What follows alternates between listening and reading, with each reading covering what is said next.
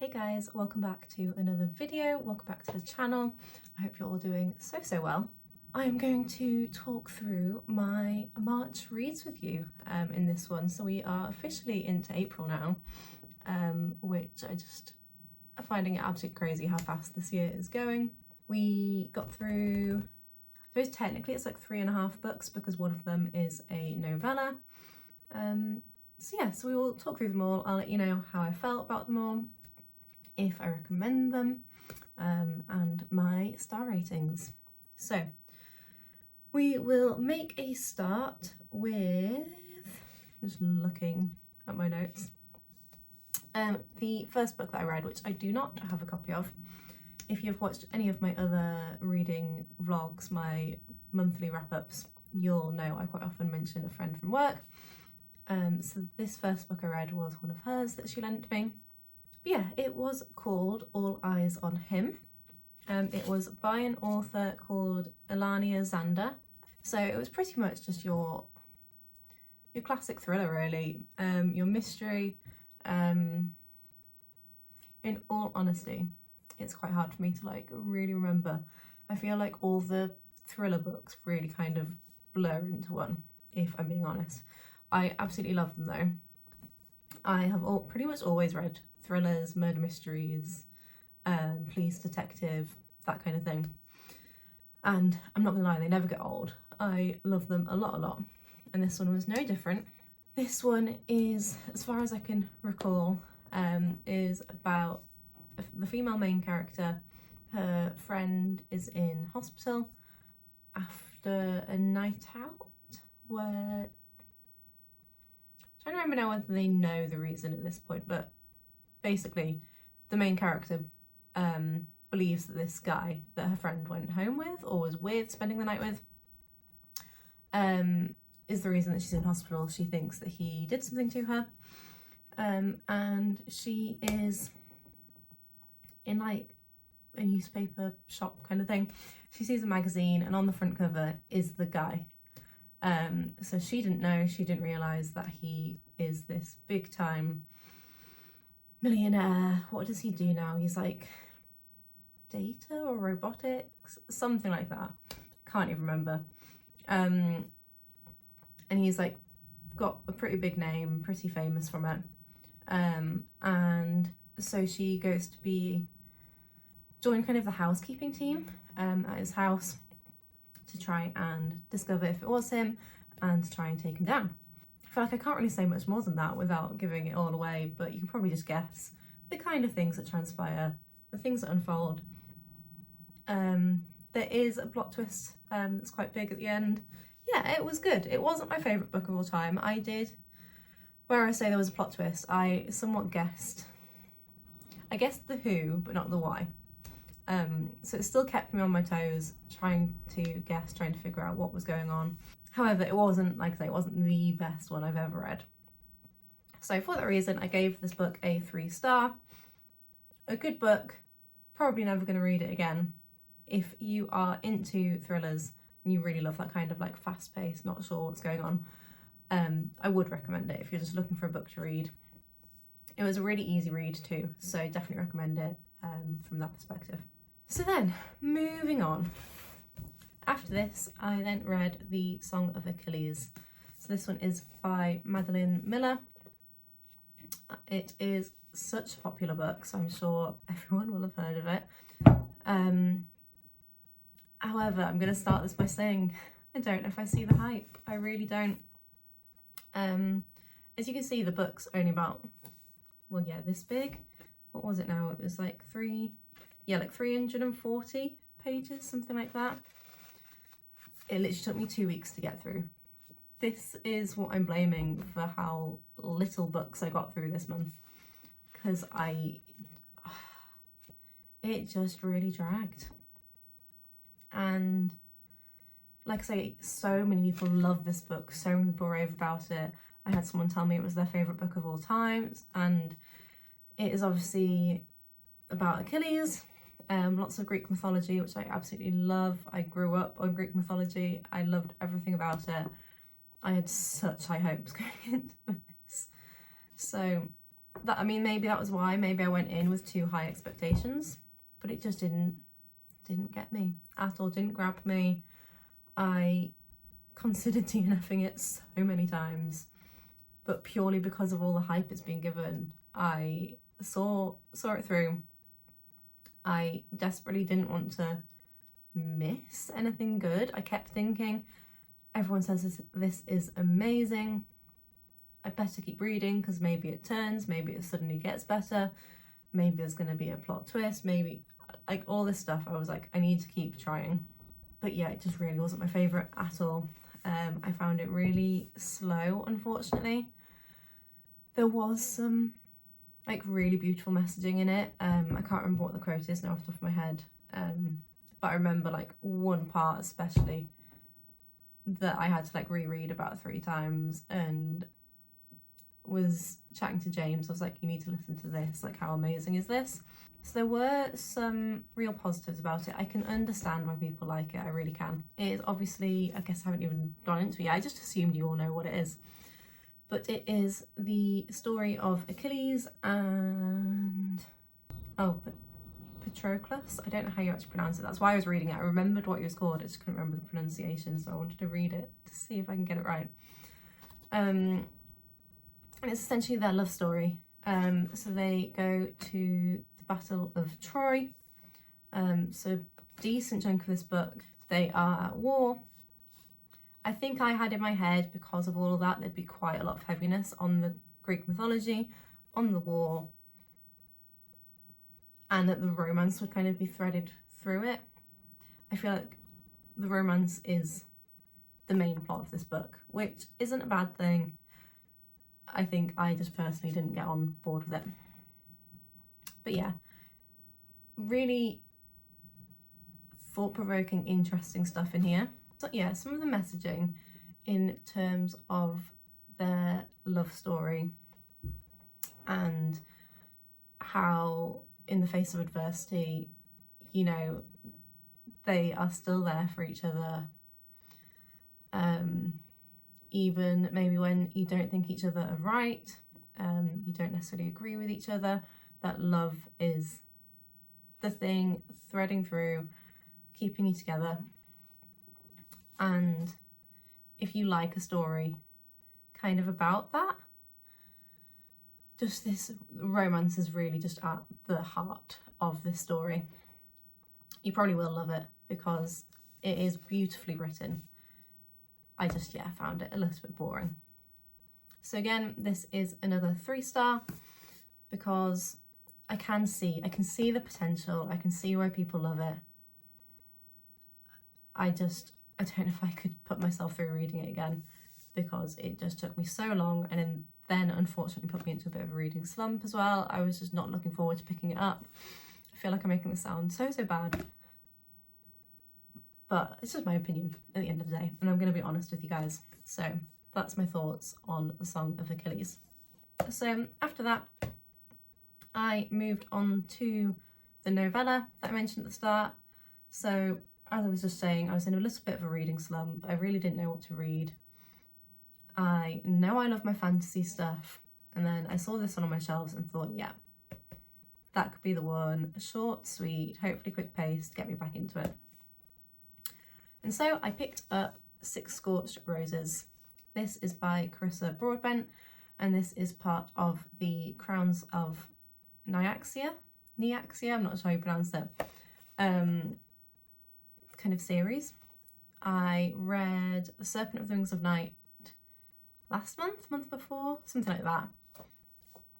And then I hadn't realised there was a novella in between this and the second book. So I picked this up, gave it a read. Like, it's literally so cute and tiny. I think it's literally like 200 pages or something. Yeah, 188 pages, like perfect. I think I literally wrapped this one up in a couple of days, which is just what I needed to get back on board with my reading, my love for it. Yeah, I'm going to jump straight in with the star rating now. I gave this one 3.75. So far, the best book of the month. Again, still not up there, but I think that is just the purposes of it being a novella. I don't think they're ever going to be like a top tier book.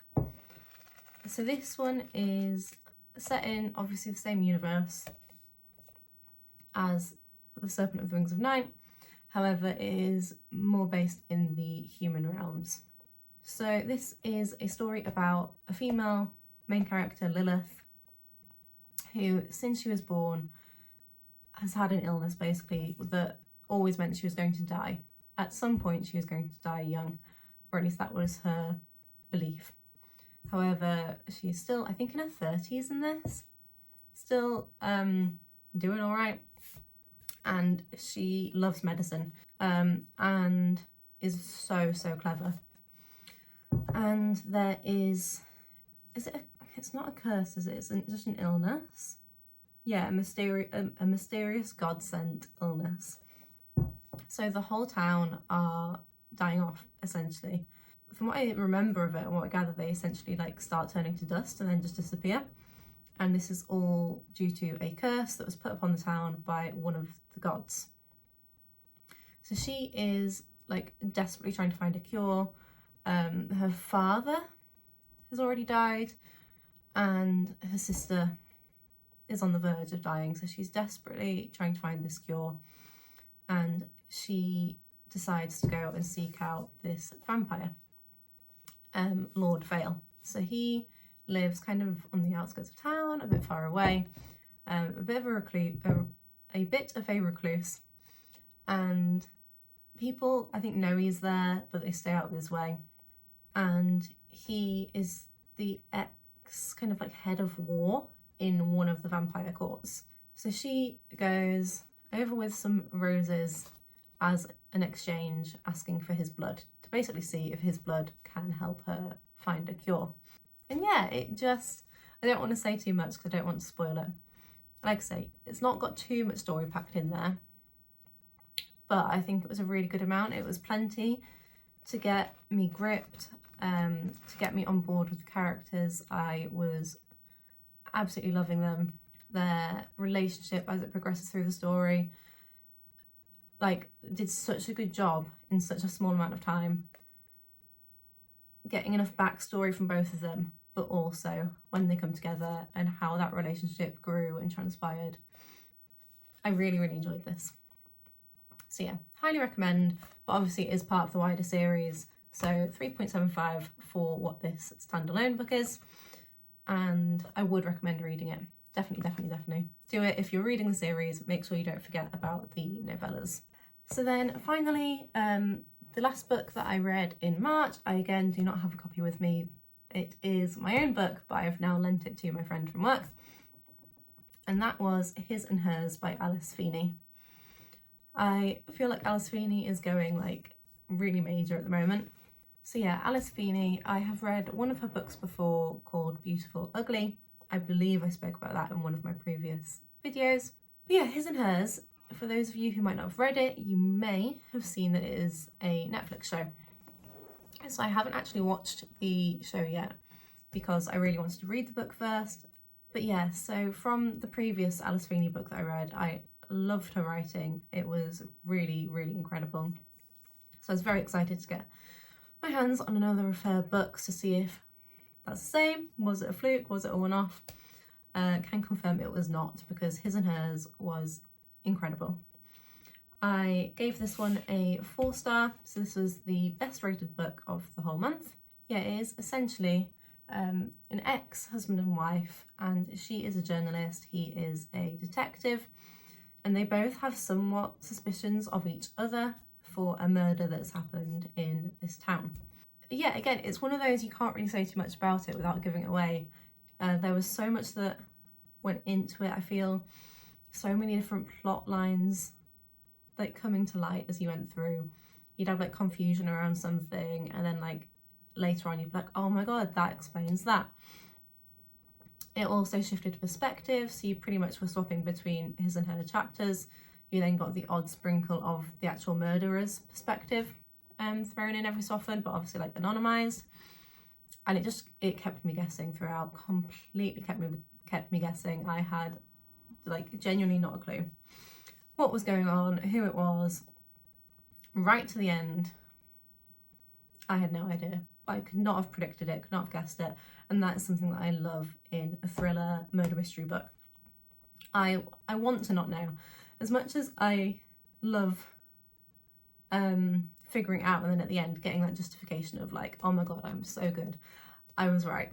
Equally, sometimes that spoils it for me because I'm like, oh, I guessed it. I knew it for half the book. Whereas with this one, it kept me going throughout the whole book. So, highly recommend. I imagine, I hope the show is just as good. So if you're not a reader, I would recommend watching it. That brought us to the end of March, really. I then moved on to the book after this one, the Star-Cursed King, something like that, which I am reading right now.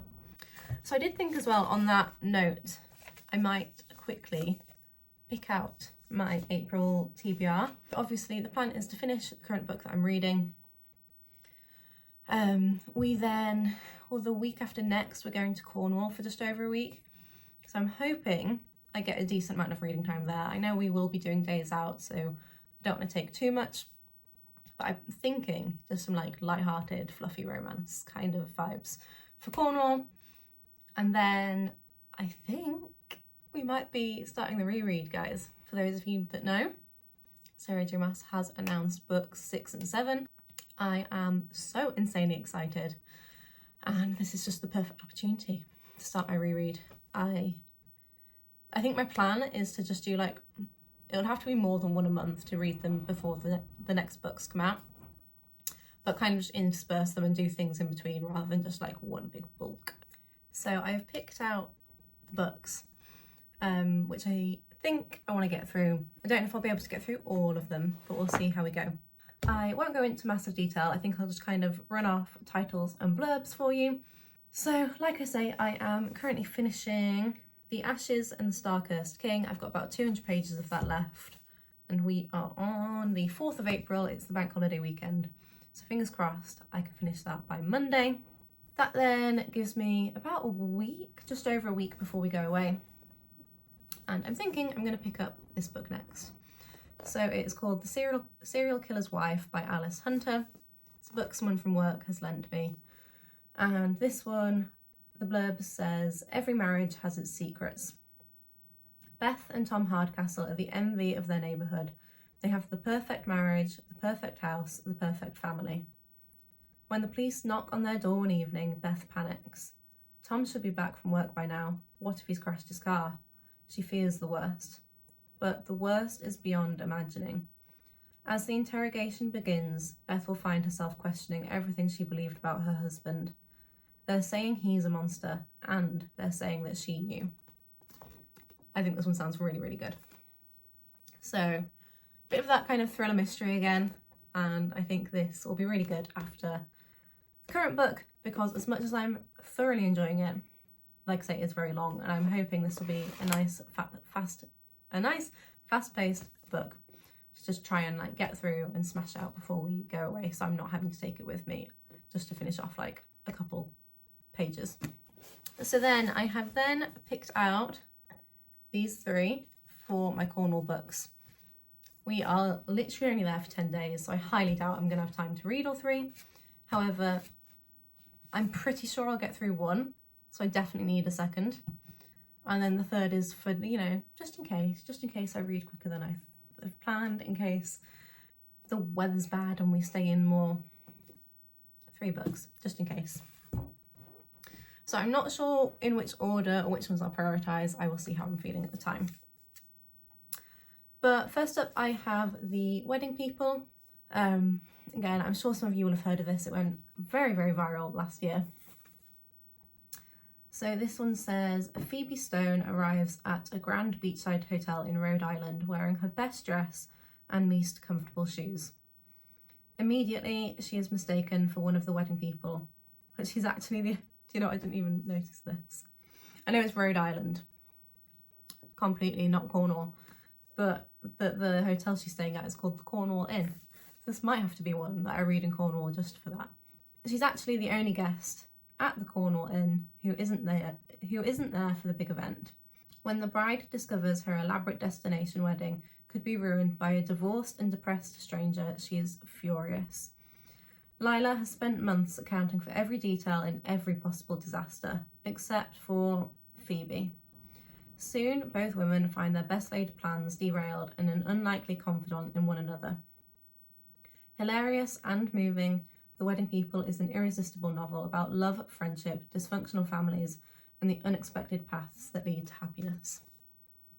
I've heard such good things about this one. I have heard it's a bit dark to start off with, it's quite sad, but it just sounds like a really beautiful story. Anyway, I then picked up Just for the Summer by Abby Jimenez. To find their soulmates, all they need is 4 dates, a kiss, and a breakup. Justin has a curse, and thanks to a Reddit thread, it's now all over the internet. Every woman he dates goes on to find their soulmate the second they break up. When a woman slides into his DMs with the same problem, they come up with a plan. They'll date, they'll break up, and cancel out each other's curses. Emma hadn't planned that her next assignment as a travelling nurse would be in Minnesota, but she and her best friend agree that dating Justin is too good an opportunity to pass up, especially when they can get to rent an adorable cottage on a private island on Lake Minnetonka. Never heard of that, don't know if I'm pronouncing that right. It's supposed to be a quick fling just for the summer, but when Emma's toxic mother shows up and Justin has to assume guardianship of his 3 siblings, they are suddenly navigating a lot more than they expected, including catching real feelings for each other. What if this time fate has actually brought the perfect pair together? I am very excited about this one.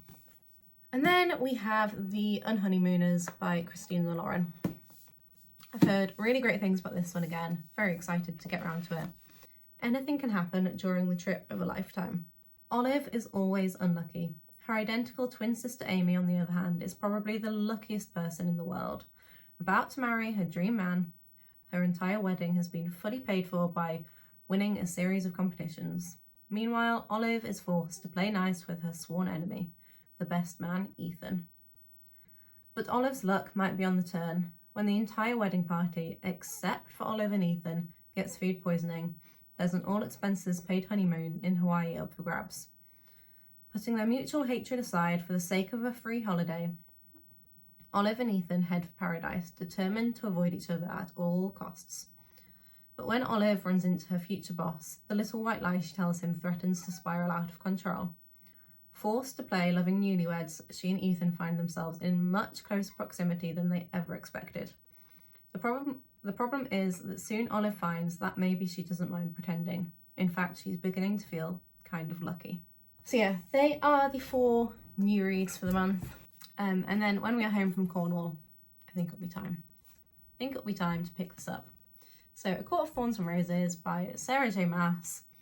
If you've been living under a rock and haven't heard about this. Feyre is a huntress. The skin of a wolf would bring enough gold to feed her sisters for a month. But the life of a magical creature comes at a steep price, and Feyre has just killed the wrong wolf. Taken prisoner by a high Fey lord, Feyre learns that her masked captor is hiding even more than his piercing gaze suggests. But as Feyre's feelings for Tamlin begin to burn through every warning she's heard about his kind, a shadow is falling across the land. And if Feyre cannot fight it, she will lose everything. I mean, if you don't know, you need to get to know. That's all I'm going to say. I'm so excited to get back on with this reread. So yeah, when we're home from a holiday, end of April, I think it's time. So yeah, that is the March reading wrap up and the April TBR. I really hope you have enjoyed this one. If you've read any of these books, as always, let me know, drop in the comments what you thought of them. If you've got any other recommendations you think I might like based on what I've been chatting about, please do let me know. And yeah, I hope you're all doing so well. Hope you're having a lovely day. Please don't forget to like and subscribe, guys. It really helps to support the channel, and I will see you next time.